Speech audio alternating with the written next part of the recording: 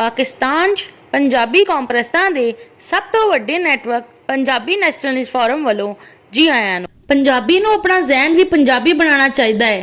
पंजाबी ਉਹ ਵਾ ਜਿਹੜਾ ਪੰਜਾਬ ਵਿੱਚ ਰਹਿੰਦਾ ਹੈ ਜਾਂ ਪੰਜਾਬ ਤੋਂ ਬਾਹਰ ਕਿਤੇ ਵੀ ਰਹਿੰਦਾ ਹੈ, ਪਰ ਉਸ ਦੀ ਜ਼ੁਬਾਨ, ਸਕਾਫਤ ਤੇ ਤਾਰੀਖ ਪੰਜਾਬੀ ਹੋਵੇ, ਭਾਵੇਂ ਉਸ ਦਾ ਧਰਮ ਤੇ ਨਸਲ ਕੁਝ ਵੀ ਹੋਵੇ।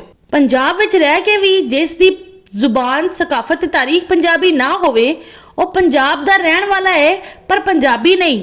पंजाबीयत यह भी है कि पंजाबी कौम की समाजी इज्जत, मुआशी खुशहाली, इंतजामी बारादस्ती ते इकतसादी तरक्की वास्ते कोशिश ते जदोजहद की जाए। पंजाबी जुबान बोलन वाला, पंजाबी सकाफत इख्तियार करने वाला ते पंजाबी तारीख च सांझ वाला जे पंजाबी कौम की समाजी इज्जत, मुआशी खुशहाली, इंतजामी बारादस्ती ते इकतसादी तरक्की वास्ते कोशिश ते जदोजहद ना करे तो वह पंजाबी तो है पर उस विच पंजाबीयत नहीं है।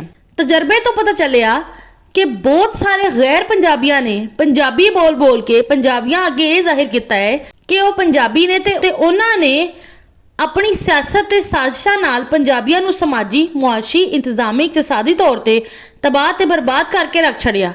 जद कि बहुत सारे पंजाबियों ने भी पंजाबी बोल बोल के जहन पंजाबी ना होने दे करके पंजाबियों नूं समाजी, मुआशी, इंतजामी, इकतसादी तौर पर तबाह ते बर्बाद करके रख छड़िया। पंजाबी लिए पंजाबी बोलना तो इंज ही जरूरी है, पर पंजाबी बोलन दे नाल नाल पंजाबी नूं अपना जहन भी पंजाबी बनाना चाहिए है।